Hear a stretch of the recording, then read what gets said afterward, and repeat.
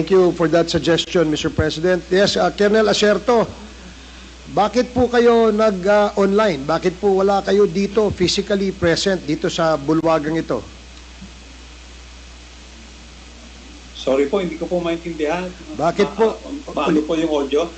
Ulitin ko po, Colonel Acerto. Pwede po bang malaman bakit wala po kayo dito physically dito sa bulwagang ito nang sa ganon ay kayo po'y makaharap dito sa committee hearing ng Quadcom? Pwede po bang malaman kung anong rason? Ako po ay, Mr. Chairman, ako po ay nagtatanong dahil ako po ay pinapapatay ni dating Pangulong Duterte dahil sa ginawa kong report tungkol kay Michael Yang at Alan Lim. Kung pinapatay kita, bakit buhay ka pa ngayon? Buka pala. 1 minute suspension. Mr. Chairman,